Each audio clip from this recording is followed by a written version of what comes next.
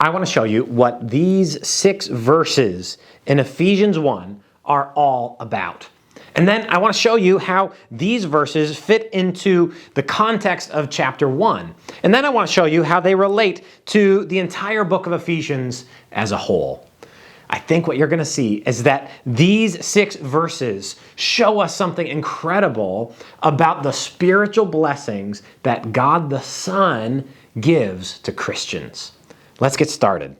Remember from our last video that we got started in chapter 1, and after a brief greeting in verses 1 and 2, the Apostle Paul has a long sentence that goes from verse 3 all the way to verse 14. It's a pretty long sentence. It's about 202 Greek words. And here's what this long sentence is about. God is to be praised because He gives Christians every spiritual blessing that they need. We saw this in verse 3 where Paul says that God is to be blessed. Why? Because He has blessed us with every spiritual blessing. And then what happens next is that he shows us the spiritual blessings that we get from the Father here in verses 4 to 6. And then in verses 7 to 12, what we're going to see are the spiritual blessings that come from God the Son. And then in 13 to 14, later on, we're going to see the blessings that come from God the Holy Spirit. And so this is an amazing long sentence, and it all goes to show God is to be praised because He gives us incredible spiritual blessings. Let's look at the spiritual blessings that come from God the Son. I think really we can see 2 main things in verses 7 to 12. Here's spiritual blessing number 1 that comes from Jesus. We get forgiveness. In Him we have redemption through His blood, the forgiveness of our trespasses. So that's really kind of blessing number 1 that comes from the Son. Next, we see the other blessing that comes from the Son in verse 11. In Him we have obtained an inheritance. That's kind of like spiritual blessing number 2 that comes from the Son. So that's what we're going to look at. The spiritual blessings that come from God the Son. There's 2 of them. Let's get started here in verse 7. Number 1, we have forgiveness. What an amazing thought this is. If you are a Christian, God the Son has provided for you an incredible spiritual blessing. In Him, we have redemption. And really, what we find is that this, what is redemption? The next phrase here, I think, explains it. Redemption is the forgiveness of our trespasses. Man, imagine standing before a judge and you truly are guilty. You're not on trial for something that somebody else did. You really are the one who's guilty. And yet the judge says, forgiven. Boy, if you're a Christian, that's the picture. You stood guilty before a holy God, and God, through Jesus, forgave you. Now, how is this forgiveness even possible? Well, we have this redemption right here through His blood. In other words, the cost for our redemption was the very blood of Jesus. Talk about a costly spiritual blessing. And yet, that is what comes to you through Jesus. Now, what is it about God that causes Him to treat us this way? Well, God acts according to something. He acts according to His character. God is a God of grace. And so, guess what? He acts with grace. He acts according to the riches of His grace. That's who God is. He's a God of grace. So perhaps we shouldn't be surprised that He gives grace to us through Jesus in this way. Now, what do you call it when God looks at your sin and Jesus pours out His blood for your sin and offers you forgiveness? Well, you call that lavish treatment. This is God's grace, and the grace is the thing that He has lavished on us. And God is a God who is in a unique has a unique perspective on life. He sits above the world, and so he sits out of time, and so He has all wisdom, and He has all insight. And from that wisdom and insight, He lavished grace on us. Lavish treatment is treatment that is sparing no expense. over and above what you might expect. So God, through Jesus, he lavishes his grace on us. The first way, number one, he gives us his life, his very blood on the cross.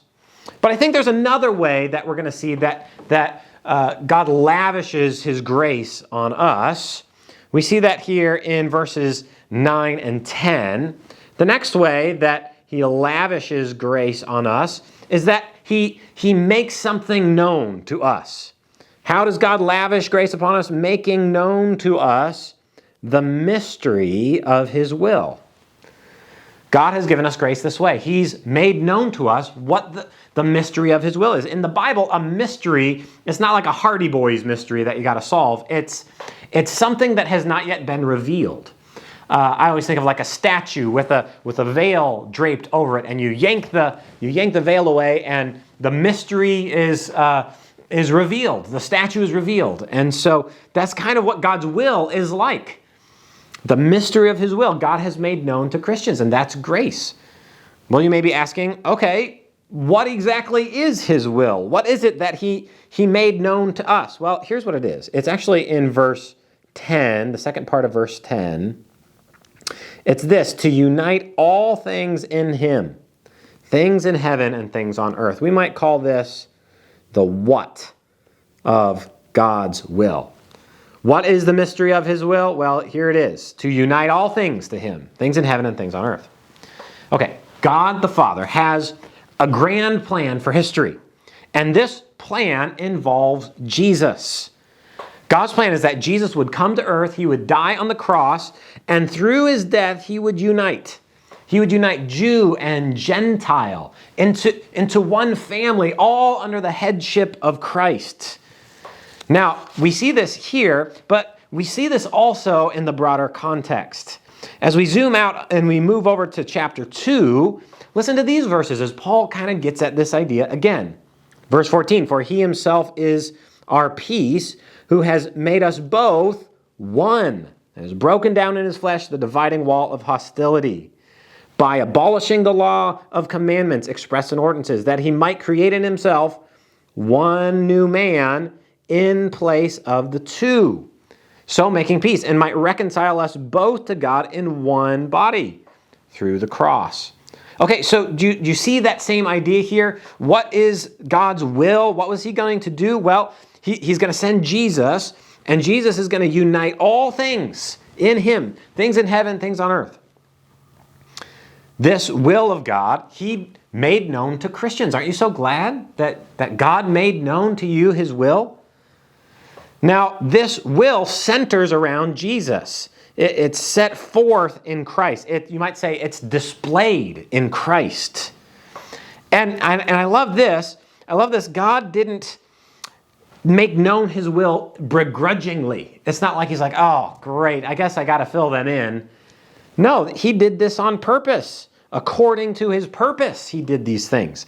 In other words, according to his good pleasure, he did this. Okay, so that's the what of the will that he made known to us. But when? When will all this plan start? Well, that's what this part of verse 10 is all about. As a plan for the fullness of time.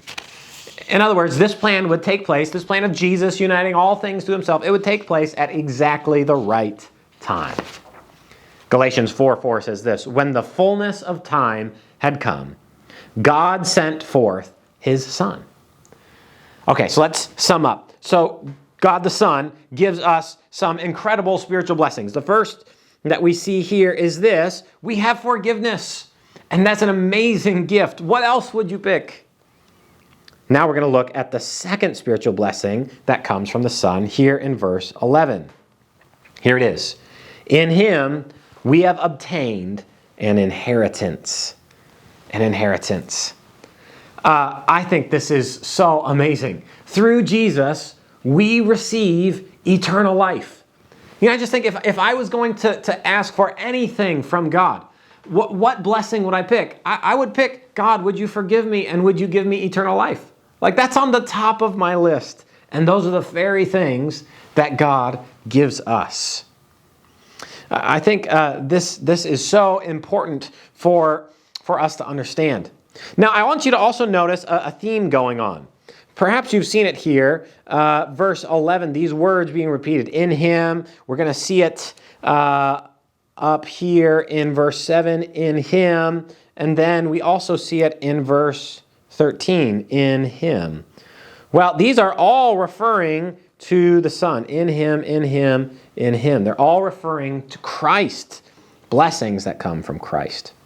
Okay, so in him we receive an inheritance. And why is it that we get this inheritance? Is because we have been predestined. God picked us. This is the second time in this chapter that we've seen the word predestined. God picked us, and this is right in line with the kind of God who controls all things. You see that in verse 11? We're predestined according to the purpose of him who works all things according to the counsel of his will. God picked us because he's the one who controls everything. Notice, he didn't ask advice from anybody else. He didn't say, boy, I just really need some advice on who I should pick. No, he predestined us according to the counsel of his own will. I think it's not based on anything that we would do. He chose us. He predestined us based on the counsel of his own will. Now, what we're going to see, the result here in verse 12 of these spiritual blessings that Jesus gives to us. Why do we get all these incredible spiritual blessings? So that, for this reason, we who were the first to hope in Christ, and I think we could just substitute Christians, so that Christians might be to the praise of his glory. In other words, who gets the credit? Is it that Jesus blesses us and so, wow, look at what a great person you are. Jesus chose to bless you. No, we don't get the praise because we're blessed. God is the one who gets the praise. And so that's what this section is all about, on God the Son, how he blesses us. Next, we're going to also see how the Holy Spirit blesses us as we continue through this incredible book of Ephesians. Thanks so much for joining us, and we'll see you again next time.